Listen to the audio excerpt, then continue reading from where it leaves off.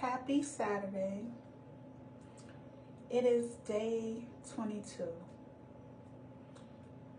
Before I go any further, first of all, I would like to thank everybody for the prayers, the well wishes, the thoughts and everything. And, that really helped me and, pushed me and, got me to where I am today. Today is going to be a different type of video. More understanding. Today, guys, is day 2 post being discharged. I'm still weak. I have roads to recovery, and I have to relearn how to walk and do basic stuff again. But overall, everything is going to be everything. I don't want to make this too long, but I do want to stress the importance of listening to your body. I know prior I was saying, with the heat and everything, staying hydrated and listening to your body and get the rest and everything, and that still remains. I'm even more sure now than ever, because after I posted day 21, the next morning I was rushed in a stretcher, and I spent the next 3 weeks in the hospital in critical condition. I winded up having to have surgery. I winded up being sedated for the first 2 weeks of, the stay, on narcotics, morphine. Morphine became like necessary for me to even, and my pain and everything was off the chart. And they found out I had a blockage in my colon. And,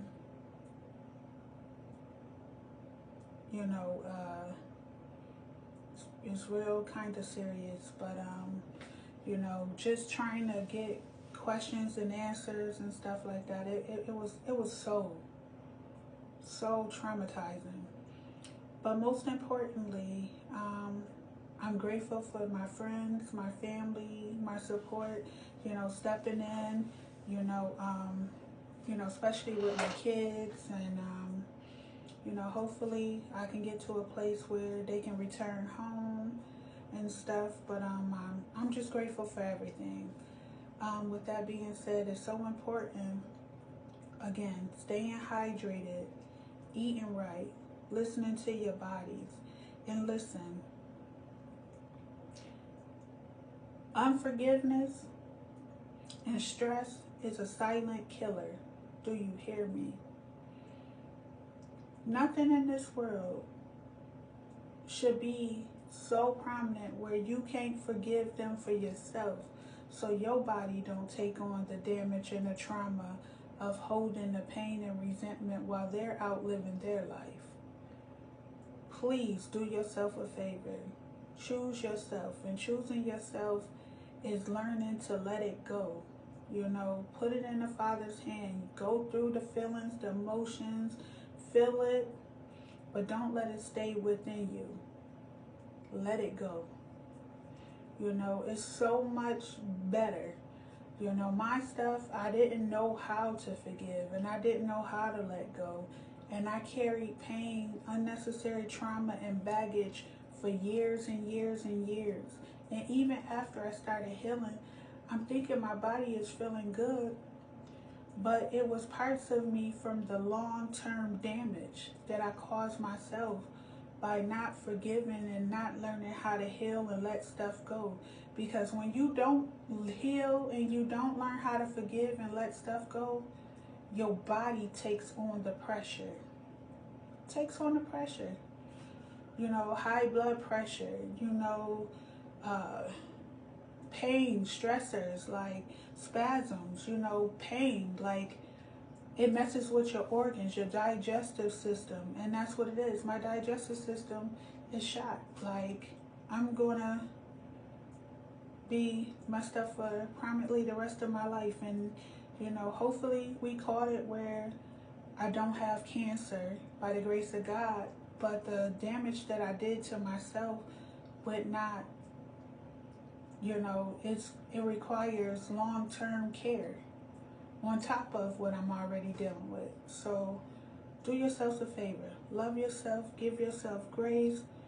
If you can't forgive them, you know what I'm saying, to the point where you can continue to deal with them, forgive them from afar. You know what I'm saying? And let that stuff go. But stay hydrated. Take care of yourself. And that's the best love that you can give yourself. Because being selfless is not selfish. It is the best love you can give yourself. And while I was laying there fighting and you know, and stuff like that, all I could think about is if I can do it again. And now God gave me the chance to do it again. I don't want nobody else to suffer the way I suffered, you know what I'm saying, if they don't have to suffer. So I hope this message encourages you. Continue to push. The devil did not win. God still got this one. And he gonna bring me out like he's been bringing me out, you know. I may not be standing up right now, but the strength that he's given me is just enough.